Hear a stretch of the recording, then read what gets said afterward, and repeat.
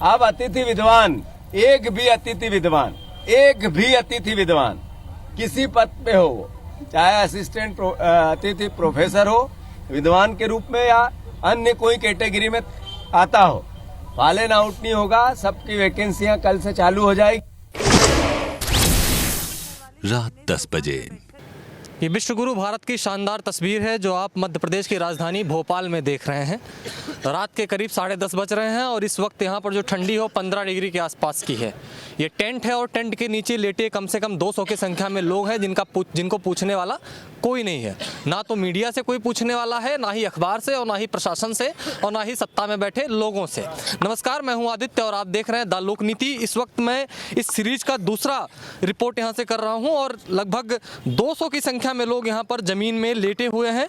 नीचे से भी ठंड है, ऊपर से भी ठंड है और पारा अभी 15 डिग्री के आसपास का है। मैं दोबारा आपको इसलिए बता रहा हूँ कि आप अगर इस वक्त या कभी भी इस वीडियो को देखें तो इसी समय करीब 10:30 बजे के आसपास अपने घर से निकले और छत पे जाकर के 15 मिनट लेटें और इस ठंड को महसूस करने का प्रयास करें और सोचें उन लोगों के बारे में जो यहाँ पर करीब महीने भर से इसी स्थिति में रह रहे हैं और इनको कोई पूछने नहीं आ रहा है। आप सोचिए कि आप किस तरह के देश में जी रहे हैं अगर यही घटना, इसी तरह की छोटी सी भी कोई घटना, 2 लोगों की संख्या वाली घटना अमेरिका के वाशिंगटन में होती, जिसको पछाड़ कर भारत विश्वगुरु बन रहा है, तो वहाँ के न्यूयॉर्क टाइम्स के हेडलाइन बनती। लेकिन दुर्भाग्य इस देश का जहाँ पर करीब 5000 पब्लिकेशन अखबार हैं और करीब 5000 टीवी चैनल हैं, उसके बाद भी इनका नाम लेवा कोई नहीं बचा है। तो ये सब भूमिका मैं इसलिए बना रहा हूँ चूँकि आप इसको महसूस नहीं करते। ये महसूस कराने के लिए ऐसा इतना मैं बोल रहा हूँ।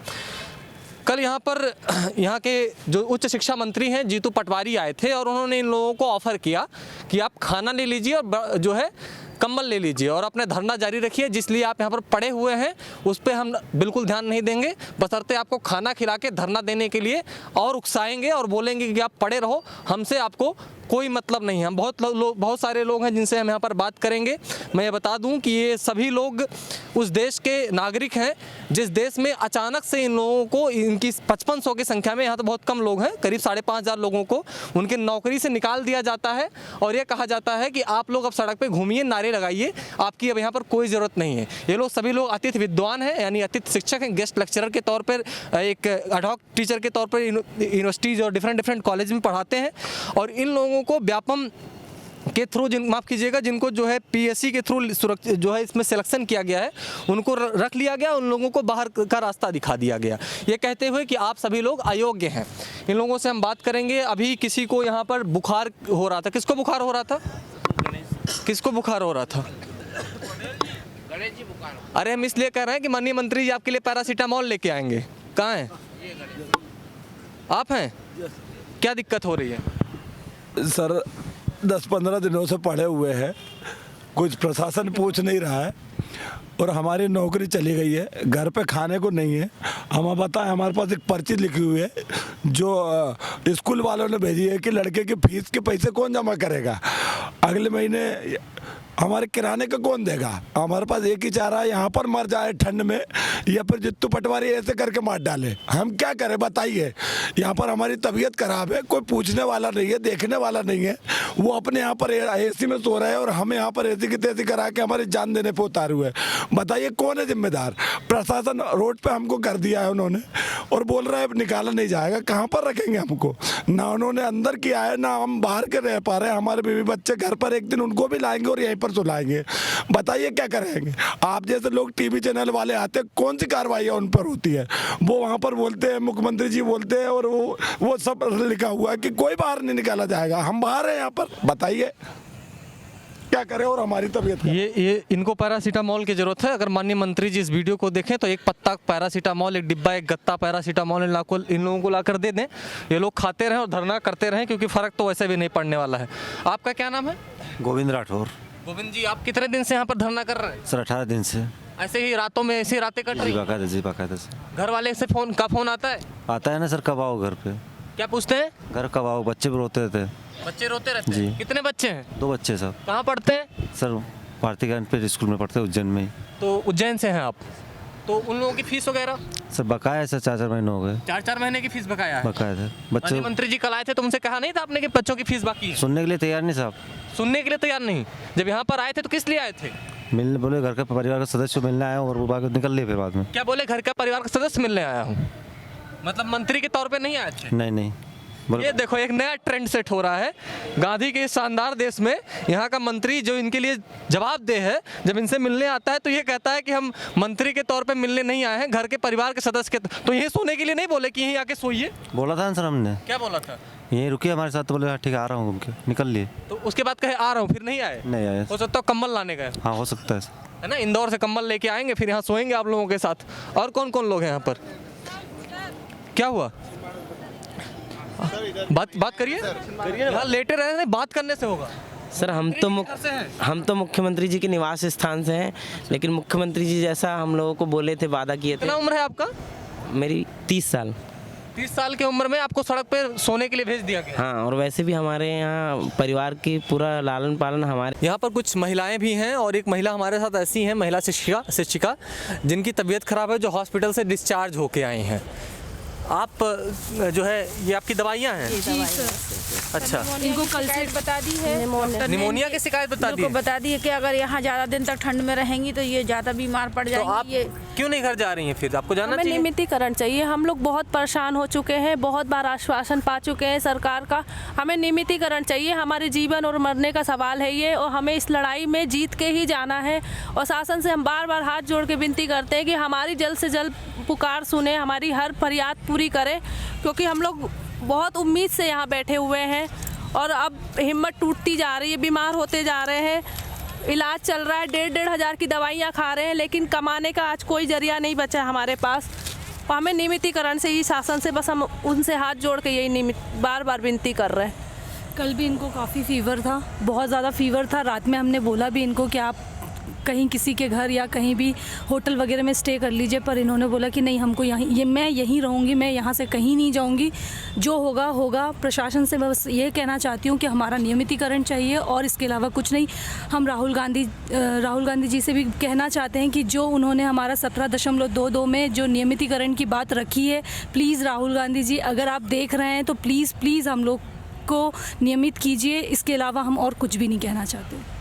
शासन हमारी जान लेना चाहता है तो फिर वो भी सही है, वो भी हम लोग को मंजूर है आज की डेट। ये दवाइयाँ आप देखिए, एमॉक्सिलिन टेबलेट आती है एक, और ये पोटेशियम के साथ होती है। थोड़ी बहुत मुझे जो जानकारी है दवाई की, तो उस आधार पे बता रहा हूँ मैं कि ये दवाइयाँ खाने के बाद आप आधे घंटे ठंड में नहीं घूम सकते, डॉक्टर पूरी तरह से मना करता है।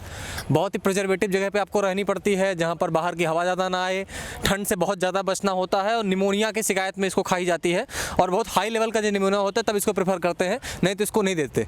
तो ये इस तरह की स्थिति है। और अगर मंत्री जी इसको देख रहे हों, अगर उनको 2-4 मिनट मौका मिल जाता हो बिजी शेड्यूल से, तो इन लोगों को ला करके कम से कम ये दवाई का पत्ता ही दे जाए। एमॉक्सिलिन और पोटेशियम टेबलेट 17 रुपये की एक आती है, कहाँ से खरीदेंगी वो जब उनके पास सैलरी ही नहीं है, 4 महीने से कोई काम ही नहीं है। यहाँ तमाम महिलाएँ हैं जो लेटी हुई हैं, सब इधर महिलाएँ हैं। शशांक दिखा दीजिए इधर पूरी तरह से, ये देखिए कि किस तरह से इनकी स्थिति बना दी गई है। ये सभी लोग रोड के किनारे इस टेम्परेचर में यहाँ पर सोने के लिए मजबूर हैं। क्या नाम है बच्चे का? वेदांत नाम है सर। वेदांत नाम है? वेदांत तिवारी जी। किस क्लास में वेदांत? ये सर अभी LKG में। LKG में है? कितने दिन से आपके साथ यहाँ पर? ये सर हमारे साथ करीब 20 दिन से है यहाँ पे। तो उसकी तबीयत खराब है सर, सर्दी खांसी बुखार है, दवाइयाँ रखी। सर्दी खांसी बुखार, निमोनिया की शिकायत इसको डॉक्टर ने बताया है। और निमोनिया की शिकायत इसे भी है? हाँ सर, निमोनिया की शिकायत बताया। कल मंत्री जी आए थे तो इनसे बच्चे से मिलवाई थी? सर इसको लेके हम हॉस्पिटल गए हुए थे कल। तो उनको बताया गया कि मंत्री जी से बच्चे सब सुनते कहाँ हैं सर मंत्री जी किसी की? अब तो उनको किसी की आवाज़ ही सुनाई नहीं देती। हम कीड़े मकोड़े जैसे होने लगते हैं सर। हमको 8 महीने से कुछ मिला नहीं। अब कहाँ पढ़ाती थी आप? सर हम सहपुरा डिंडोरी में पढ़ाते थे। डिंडोरी में पढ़ाते थे? जी सर, हम वहाँ से पढ़े हुए हैं। यहाँ पे 2 बच्चे हैं, एक ये मेरा, एक वहाँ मेरी बिटिया है, उसको भी लेके आए हुए हैं सर। हमारे पास कुछ सहारा नहीं है। अब इन बच्चों के पेट के लिए हम लोग दौड़ रहे हैं। अब जब हमको कुछ मिल ही नहीं रहा है तो इससे अच्छा सरकार हमको, पटवारी जी हमें मौत ही दे दें या तो नियमित कर दें। 8 महीने से तनख्वाह नहीं मिली है, क्या खाएंगे, कहाँ जाएंगे, इन बच्चों की दवाई दारू कैसे कराएं? ये सब कुछ चीज़ें अगर कोई देखे तो उसका मुंह, थोड़ी सी आँख खुले, थोड़ा सा अगर मर्सी हो, दिल में थोड़ी सी दया हो, उस तरह का भाव हो, तो कोई बीच का रास्ता ही निकाले। सरकार क्या कर रही है, मिलने नहीं आ रही है समझ में। आपका क्या नाम है? शेफाली दीवान। शेफाली, कहाँ से हैं आप? मैं बैतूल से हूँ सर, भीमपुर कॉलेज। अच्छा। बैतूल डिस्ट्रिक्ट। कितने दिन से अभी 18-20 दिन से यहीं पर हैं? 2 तारीख से कंटिन्यू हम लोग लगे हुए हैं। 10 तारीख से हम लोग 10 तारीख को यहाँ पहुँचे। तो कैसे झेल रही है ठंडी? खाने पीने का कैसे होता है? खाने पीने का एक टाइम का खाना हमारा गांधी वाले से आता है। बाकी एक टाइम हम लोग ऐसे ही रहते हैं, क्योंकि हम लोग के पास इतना नहीं है कि 25-30 दिन तक हम अपना अरेंजमेंट कर पाएँ खाने का। इतना ना हम पैसा लेकर चले हैं, ना ही पिछले 8 महीने से हम लोग को सैलरी हुई है। जाहिर सी बात है, सरकार सो रही है, सोने दीजिए। इस टाइम उसको डिस्टर्ब करना ठीक नहीं होगा। आप बताएं कुछ। मंत्री जी आए थे कल, तो क्या बोल के गए? मंत्री जी आए थे, उनका यही कहना था कि मैं एक परिवार के सदस्य के नाते आया हूँ। तो परिवार के सदस्य के नाते उनको सबसे पहले तो ये पूछना चाहिए था कि आपकी समस्या क्या है, उसका हल क्या है। मुखिया यही कहता है कि हमारे ये लोग जो खुले आसमान के नीचे लेटे हुए हैं, क्यों लेटे हुए हैं। तो उन्होंने ये तो नहीं कहा, घुमा फिरा कर ये कहने लगे कि बस मैं आपके हालचाल जानने आया हूँ, आपको खाने की दिक्कत है खाना भिजवा दूँ, आपको कंबल चाहिए तो कंबल भिजवा दूँ। लेकिन जो मूल बात है जिसकी वजह से हम यहाँ लेटे हुए हैं, तो अब पता नहीं विभाग के मंत्री कैसे हैं, उस मूल तत्व को नहीं समझ पा रहे हैं और बार बार कह रहे हैं तो मैं तो आपके हालचाल जानने आया हूँ। अरे भाई, आप हमारे विभाग प्रमुख हैं, हमारा हालचाल क्यों ख़राब है, हम यहाँ क्यों लेटे हैं? अगर ये जानकारी नहीं है, ये समझ नहीं है, तो हम लोग क्या कह सकते हैं अपने माननीय मंत्री जी के लिए? उनको सोचना चाहिए, समझना चाहिए कि खुले आसमान के नीचे हम लोग डले हुए हैं, पड़े हुए हैं, आप केवल हमें खाना और कपड़े देने, कंबल देने आए हैं। हमारी मूल समस्या, हमारे जो नौकरी चली गई है, 2700 लोग जो व्यवस्था से बाहर हो गए, उस दिशा में आप सोचिए। और आप सीएम साहब से बात कीजिए, कैबिनेट का निर्णय कराइए। लोकतांत्रिक व्यवस्था में आप हैं, आप कैबिनेट की ताकत जानते हैं। बार बार उनका ये कहना है कि ऐसा नहीं हो सकता, वैसा नहीं हो सकता, आपको चॉइस फिलिंग करनी होगी, ये करना होगा, और मेरे हाथ बंधे हुए हैं। तो फिर जब आपके हाथ बंधे हुए हैं तो फिर मंत्री पद का मतलब क्या है आपका? इसलिए जो भी हमारे जनप्रतिनिधि हैं वो अपने उत्तरदायित्व का ठीक ढंग से निर्वाह नहीं कर रहे हैं। माननीय मंत्री जी से अनुरोध है कि हमारी जो समस्या है, हम जो बेरोज़गार हो रहे हैं, जो 35 साल 55 साल तक के लोग यहाँ पर मौजूद हैं इस पंडाल में, आप देख रहे हैं, अब वो कहाँ जाएंगे? वो ये कहते हैं हम PSC कराएंगे। अरे आप 25 साल वाले व्यक्ति के साथ आप 45 साल वाले के साथ कुश्ती लड़ा रहे हैं, तो ये क्या प्राकृतिक न्याय है? तो ये सब चीज़ें हैं जो बहुत ही, मतलब 15 साल पढ़ा के 20 साल पढ़ा के उठा के बाहर कर दो, परीक्षा लेंगे। हाँ, परीक्षा लेंगे। तो ये सब चीज़ें सब प्राकृतिक न्याय के विरुद्ध हैं ये सब चीज़ें। तो इनको सोचना होगा, समझना होगा। और अब हमारी आशा जो है माननीय CM महोदय से है, CM साहब हमारी स्थिति पे संज्ञान लें, हमारे लिए कोई ना कोई हल निकालें। ठीक है। जीतू पटवारी आए थे, खाना और कंबल देने की बात कर रहे थे कि आप कुछ खाना दे दिया जाएगा, कंबल दे दिया जाएगा, और आप लोगों का जो है, इधर से आ जाओ ना, कहाँ से जाओगे? इधर से आओ। तो ये पूरी स्थिति है। कुछ महिलाएं और हैं, आपसे भी हम लोग बात करेंगे। क्या नाम है आपका? डॉक्टर अनुपम सिंह बघेल। फिर से बताइए। डॉक्टर अनुपम सिंह बघेल। अच्छा, तो आप भी 18-20 दिन से हैं? हाँ, मैं भी अभी 20 दिन से हूँ, गई नहीं। मैं, मेरा बच्चा छोटा है, अपने उसकी नानी के पास छोड़ के आई हूँ, और मैं आमरण अनशन में थी। मैं हॉस्पिटलाइज भी हुई, 11वें दिन मेरे व्रत तोड़ा, लेकिन सरकार पूछने नहीं आई। मेरे साथियों ने जब देखा कि हॉस्पिटलाइज हुई और मेरा अनशन तोड़ाया, मुझे इस बात का दुख है कि हमारे मंत्री महोदय को कोई आँच नहीं आई।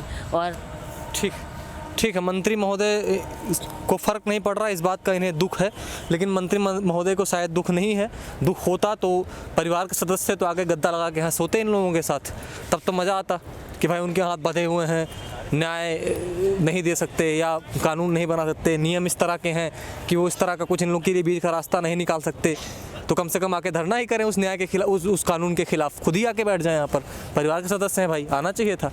आपका बताइए, आपका नाम क्या है? जी, पुष्पा चतुर्वेदी, जबलपुर से हूँ मैं। अच्छा, जबलपुर से हैं? जी जी। कितने दिन से हैं? सर, मुझे आज यहाँ पे 2 तारीख से ही चले हैं सर हम लोग यहाँ पे, और भोपाल में आए हुए आज हमारा 19वां दिन है यहाँ पर। जी। तो ये हमारी दूसरी मुलाकात है सब लोगों से। मैं इसका दूसरा भाग बना रहा हूँ। इस बीच में यहाँ पर मंत्री जी आए और चले गए। आप लोगों ने उनसे कहा कुछ? सर, हम लोग तो डेलीगेशन में भी गए थे। मंत्री जी ने बाकायदा बहुत अच्छे से, जो वो हमेशा राग अलापते हैं, उन्होंने राग अलापा। और मुझे एक चीज़ नहीं समझ में आती कि ऐसा क्या हो गया है कि PSC वालों के लिए जो इंस्ट्रक्शंस होते हैं वो पोर्टल पे निकलते हैं, और उन लोगों को इतना प्रिविलेज दिया जाता है। और जो अतिथि विद्वानों ने अपना जीवन दे दिया, उन लोगों के लिए हम लोगों ने मंत्री जी से रिक्वेस्ट की, तो उन्होंने हमारे लिए अपने ट्विटर हैंडल से एक मैसेज दिया कि आप लोग जाएं और धरना ख़त्म कीजिए और आप लोग चॉइस फिलिंग वगैरह कीजिए। जबकि हमारी लड़ाई नियमितीकरण के लिए है। मुझे समझ में नहीं आता कि माननीय हमारी भाषा, हमारी तकलीफ़ क्यों नहीं समझ पा रहे हैं। यहाँ आए थे, अच्छा मजाक उड़ाया उन्होंने हमारा उन्होंने सुध नहीं ली। अभी 2 दिन पहले आए तो वो हमें खाना दे रहे थे, हमें कंबल दे रहे थे। तो हम लोगों ने फिर एक बार प्रार्थना की कि भैया जीवन भर के लिए खाना दे दीजिए। गए हैं और आप यकीन नहीं करेंगे, जाने के बाद हमें एक उम्मीद लगी कि हमारे शिक्षा मंत्री आए हैं तो कुछ अच्छा देंगे। लेकिन आज जो पोर्टल पे न्यूज़ आई है वो ये आई है कि गवर्नमेंट ने सभी एडी से उन सारे अतिथि विद्वानों की जानकारी मंगाई गई है जो हड़ताल में आए हुए हैं, तथा सभी कॉलेज के प्राध्यापकों से ये मंगवाया गया है कि ऐसे उन अतिथि विद्वानों का ब्यौरा दे जो अपना काम ढंग से नहीं कराते हैं। इतने सालों में तो शायद ऐसा कभी नहीं हुआ, लेकिन मुझे लग रहा है कि पटवारी जी ज़रूर ना कोई बहुत बड़ी साजिश हमारे लिए रच रहे हैं। या तो पीएससी वालों ने इतना पैसा दे दिया है या उनको कुछ ऐसा प्राप्त हो गया है जो हम लोग नहीं कर पा रहे हैं कि वो हमारे पीछे हाथी धो करके पड़ गए। उन्हें अभी भी चैन नहीं पड़ा है, हमारी बातें तो मानी नहीं, तकलीफ दिखी नहीं, ऊपर से नए नए आदेश जरूर पोर्टल पे हैं हमारे खिलाफ। जी, तो आपको नहीं बुला रहे, जबकि हम लोग हर बार मैसेज दे रहे हैं, हमारे लोग हॉस्पिटलाइज्ड हो रहे हैं, हम परेशान हो रहे हैं। लेकिन ये एक बच्ची हमारे साथ, क्या नाम बेटा आपका? इधर से क्या नाम है? संस्कृति। संस्कृति, किस क्लास में हो? 8th। तो अभी कितने दिन से स्कूल नहीं गई? अभी तो हमारी लीव चल रही है। अच्छा, तो मम्मी नहीं थी, मम्मी अपने उसके लिए आई थी, अपने किसके लिए? स्ट्राइक पे आई थी मम्मा। अच्छा, तो अच्छा। पापा हम लोगों को घर पे देखते थे तो मम्मी की बहुत याद आ रही थी, तो पापा यहाँ छोड़ के चले गए। पापा यहाँ छोड़ के चले गए? हाँ, और पापा अकेले हैं। पापा मम्मी से पूछती नहीं कब जाना है घर? मम्मी से पूछती हूँ, पर मम्मी बोलती कि बेटा जब तक अब हम लोगों को, अब हमारे एजुकेशन मिनिस्टर जो मम्मी से प्रॉमिस करके गए तो उसको पूरा करना चाहिए उनको। अच्छा, और एजुकेशन मिनिस्टर अगर प्रॉमिस नहीं पूरा करेंगे तो? नहीं करेंगे तो मम्मा घर पे बैठेगी। अच्छा, आप लोग की स्कूल? हम लोगों की स्कूल अब वही पापा अब सब करेंगे। पापा क्या करते हैं? पुलिस में। पापा पुलिस में हैं? अच्छा है कि कम से कम पुलिस बुला के लाठी नहीं चार्ज कराए। ये है, नहीं तो पता लगा कल यूपी बना दें। तो ये सब कुछ है। आप देखिए कि इस देश में, इधर से प्रसंग, इस देश में बेरोजगारी की दर जो है वो लगातार ऊपर की तरफ जा रही है। और ये गवर्नमेंट का डेटा है, सेंट्रल गवर्नमेंट का डेटा है। इस देश में जो बेरोजगारी है वो पिछले 40 साल में सबसे ज़्यादा है। और जो लोग रोजगार युक्त थे, जो रोजगार में थे, उनको उठा के बाहर कर दिया गया। और जो इस वक्त सत्ता पक्ष में हैं, नरेंद्र मोदी जी, जिन्होंने ये डेटा जारी किया कि उनकी सरकार में सबसे गंदे तरह से बेरोजगारी है, वही उन्हीं का विरोध करने के लिए जो विपक्ष में पार्टी है कांग्रेस, उसकी यहाँ पर सरकार है। और इन्हीं सब चीज़ों को उन्होंने ध्यान में रखकर, इन्हीं सब चीज़ों को उन्होंने मुद्दा बना करके, चुनावी मुद्दा बना करके, इनसे वादा कर करके चुनाव सत्ता में आए। और सत्ता आने के बाद ये पूरा वादा और सब कुछ भूल गए और वो मुद्दा भूल गए जिसके खिलाफ उनकी सरकार, उनकी पार्टी विपक्ष में ताल ठोक रही सेंटर में, दिल्ली में, वो मुद्दा भूल गए। इतनी हिपोक्रेसी आती कहाँ से है भाई? मेरे को तो ये नहीं पता चलता। और इस तरह से कभी मीडिया से बात नहीं करनी है। लगातार हमने भी टच में आने का प्रयास किया कि भाई साहब थोड़ा बात करिए, बताइए कि क्यों आपकी तरफ से, आपके एंड से क्या बात है। तो सरकार का हमको पक्ष नहीं पता है, उसमें तो हम कुछ नहीं बोल सकते, लेकिन इनका पक्ष पता है। और इनका पक्ष जो है बहुत दर्दनाक है, असहनीय है। और इसको देख करके तो कोई भी आदमी हिल जाएगा, उसके अंदर जरा भी इंसानियत है, जरा भी संवेदना है। तो इसी तरह के तमाम खबरों के साथ बने रहिए द लोक नीति के साथ। धन्यवाद।